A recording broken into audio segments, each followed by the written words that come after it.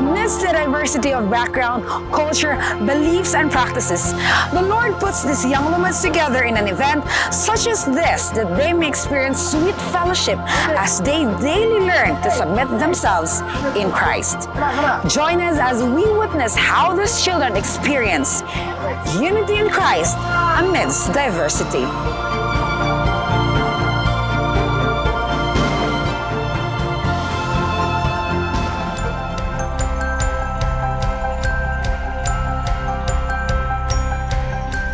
Nining mga tuiga, nag-abli pagbalik ang daghang mission schools o kining aktibidades sa Jamboree at usab nga na-restore.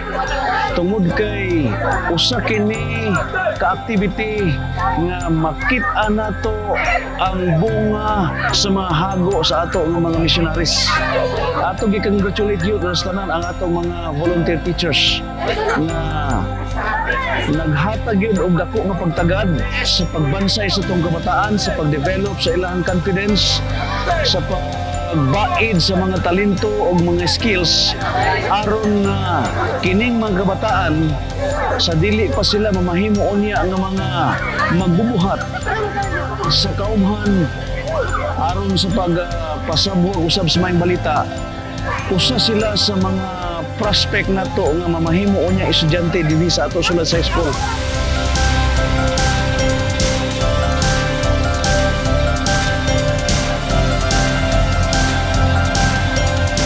So ang akong dili malimtan ani nga Jamboree is kaning daghan nga mga activity nga ginabuhat sa ato nga mga staff dayon. Ang kaning pag-unity sa tagsa-tagsa na to nga mga kaning kagrupo. Diyan nato makita ang atong pag-responsible kung unsa ang atong angay nga pagabuhaton kung naa kita sa field.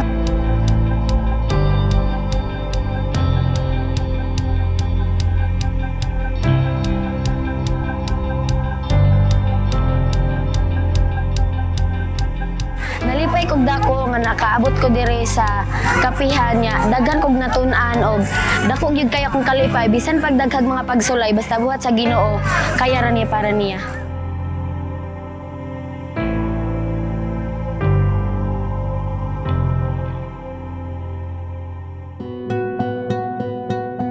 Bisan pa nagkalain-lain ang kultura, lingwahe, ug tribo sa atong mga kamper. Wala kini nahimong babag, nga diin sila mahimong iusa diha kang Kristo. Gani, aduna tay pipila ka mga kamper nga nidawat kang Jesus Christ nga pinaagi sa santos nga bautismo. First time na ako pag-appeal diri sa Jamboree, abi na ako gadlok dili man di ay. Nasabtan ako ang kamaturan ug isa ko sa magpabautismo diri sa Jamboree.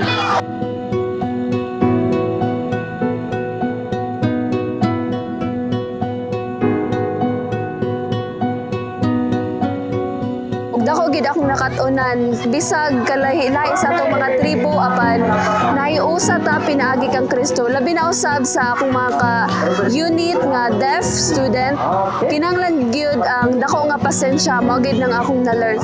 Karon sa pathfinding na activity, excited kaayo ko na first time na ako maka-experience ni ini. Karon ang mga deaf nalipay pud pag-ayo na maka-join ani na activity.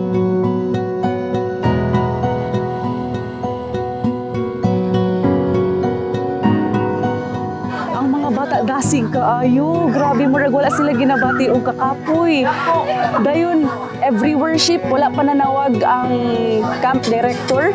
Early kay sila na sila dito matingala na lang mi nga masayo pa sila sa amua.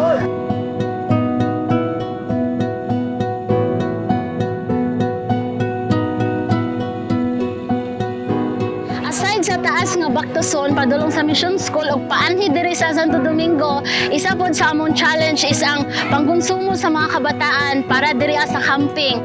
But praise the Lord kay naa gyud ang Ginoo nga mo provide sa atong mga needs. So nag-abot-abot lang gyud ang kanang mga sponsor nga natawag sa amoa para mahatag ang mga panginahanglanon sa mga kabataan.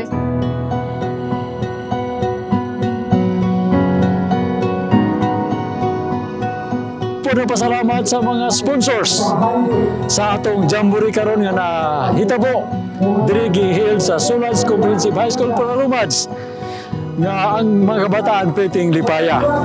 No, napasalamat po ko sa atong mga Sulans missionaries nga kamo ang inyong binuhatan o yung hinaguan dili masayang kay pila ka adlaw inyo ring makita ang mga kabataan nga magbalampuson. The book of Psalms says, "Behold how good and pleasant it is for brethren to dwell together in unity." These young Lumads may come from various tribes, but they have faced this week's challenge together, finding Jesus as the center point where they could meet. May we, like these children, experience unity in Christ amidst diversity.